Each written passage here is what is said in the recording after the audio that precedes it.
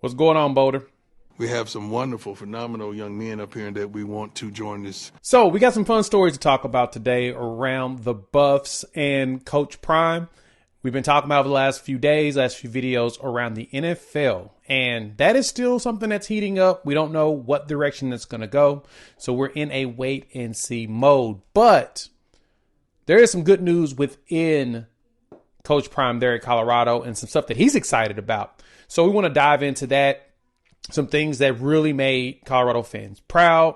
Definitely should be proud and should be definitely patting yourselves on the back and just being excited about the growth and accomplishments that's happening in Colorado. Coaching. There's a player, another Hall of Famer that could end up being a Buff in the near future. We'll talk about that, so stick around a little bit later. And Travis Hunter takes some more awards. So we'll dive into those three stories now here on the Prime Time for college football.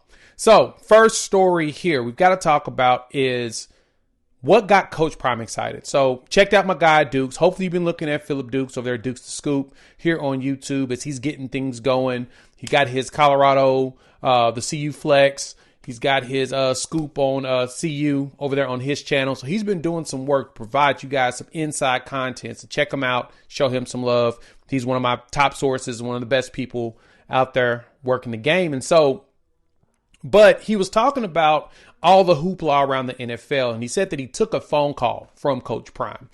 And Coach Prime gave him a shout, and they was just chopping it up, about, life, checking on Dukes and all of that jazz. But the big thing, though, that came out of his conversation was the excitement that Coach Prime had on this one major accomplishment. And that accomplishment is 3.0 GPA for the entire team. So the team, for the first time in CU football history, the team had a GPA over a 3.0. Coach James Chaney tweeted that out early this week, and everybody was excited. Colorado even had a video up there talking about it.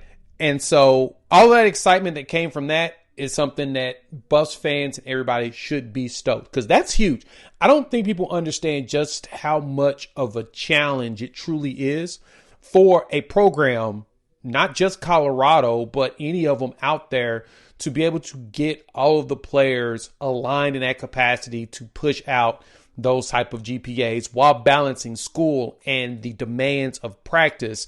It's not easy. It's a full-time job. That's why these kids get on scholarship, because they're able to bring in that revenue to the school. But it's a focus. It's something that you have to do all the time. And with the accomplishments of this team making the bounce back from a 4-win season to a 9-win season, it took a lot of dedication. And Coach Prime took pride in that. He takes pride in making sure that he's helping groom young men and grow them. And Dukes talked about that. That was the thing that Prime was excited about in their conversation, was this GPA movement, this growth by these young men. That, to me, is what fuels him, and you can tell that it does. So that's a big accomplishment and something that everybody should definitely be celebrating. No, you're going to have your trolls in the comments that's not going to understand just how tough that is. But for the first time in 135 years of the program's existence, they were able to pull this off. That tells you how tough it is. So I anticipate that this is not going to be a one-hitter quitter. It's not going to be a one-hit wonder. It's going to be one of those that should consistently happen with Coach Prime, pushing the players to be excellent, not only on the field, but off. Let me know what y'all think. Want to hear from you all. Hop in the comments. So our next story, we want to talk about Travis Hunter once again. Got his name in the news. Travis Hunter ended up not only with the Colorado Sports Hall of Fame Player of the Year award, which is big. Kind of expected that. He killed it overall, winning the Heisman and everything. So you know that the state sports is going to definitely show him some love. But he also ended up on ESPN All-American Team, first team all-purpose. So he's the guy that gets it for just being all-purpose in everything he does. And so that just adds to the mantle of things that we've seen Travis Hunter do.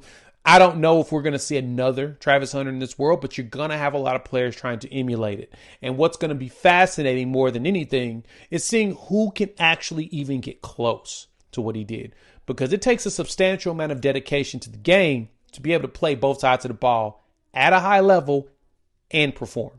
Many people can play both sides of the ball, but performing at the collegiate level like that is not as easy as people think. And the funny thing is that it's obvious that he did some major impacts because NFL scouts have this young man listed up there as a top pick in the NFL draft. So if that's the case, what makes you think that he was not good? Now, fans, you all feel that exact same way. Y'all understand and believe it too. So we have to ask ourselves, is there a chance that we can see another Travis Hunter in the future? I'm curious to you all, and I know that we got some players on the roster that's going to be trying their hardest to do that, but I'm truly curious to what everybody thinks. Let me know what y'all think. Hop in those comments. All right, so our last story here we're going to dive into is on the coaching side. As you all know, the Buffs have had some coaching changes, some shifts, lost a couple coaches to Mississippi State. And so, but there's one position that I did not realize was going to really be much of a change, but at the same time, some people kind of anticipated it. At the running back spot, Coach Gary Flea Harrell is no longer with the program. That was just reported yesterday by Brian Howell over there at Buff Zone, and I saw it kind of floating around that he coaches not in with the program anymore. Now, I also heard that he was kind of stepped away before and had some other things he was dealing with. So since that's the case, it's kind of intriguing to hear that that's come up. Well, because of that, Brian also tweeted out that there is a candidate for a running back that seems to be the leader, and that leading candidate is another Hall of Famer, another Gold Jacket, Marshall Faulk. Yup, Marshall Faulk is considered the top candidate to become Colorado's running back coach. And Brian Howell broke the news on that, and it's like I said, it's appeared that Gary Harrell, who is no longer with the team, Marshall Faulk comes in at 51 years old, doesn't have any type of coaching experience, but he'll bring that elite resume of his, and he's a name that a lot of people know. I'll put it this way. The big thing with Deion Sanders, Coach Prime as a head coach at the collegiate level, is that some players may have known about him. They may have learned a lot about him, but those dads that coach those kids or those coaches in youth or whatnot, a lot of those gentlemen know of Deion Sanders. Same thing with Marshall Faulk. I was raised on him. I remember Marshall Faulk in his days. Dude was a beast. He was one of the players that was, I'd say he's probably one of your first really major threats as a passer, as a catcher and a runner, like out of the backfield. He ridiculous. Runner-up for the Heisman Trophy. In 1 year, drafted number 2. And his Rams era was elite. MVP in 2000. You got a lot out of Marshall Faulk. But now he looks like he's going to come in potentially and join not only Warren Sapp, who's a Hall of Famer, Deion Sanders Hall of Famer, to come join the squad as a coach. I mean, a lot of these coaches, these former players are recognizing that there's an opportunity to really give back. And some of them are starting to figure out that coaching is one of the things they want to do. Like I saw not too long ago a report that Eddie George, the head coach of Tennessee State, is getting an opportunity to interview with the Chicago Bears. Not saying that that was on Prime, but saying that Prime going to Jackson State really did open the door for some of these top former players to jump into the opportunity of getting some head coaching experience. Because that's really the big thing. A lot of these jobs want you to have some sort of experience unless someone is willing to open up a door and pave that way. And Coach Prime was able to do it, see some success here in Colorado, and now he's going to bring some more guys up. So you've seen some of the greats come around from Terrell Owens, Warren Sapp, all of them come hang out with Colorado. But the question has been, how many of them really want to get into coaching? And here we are.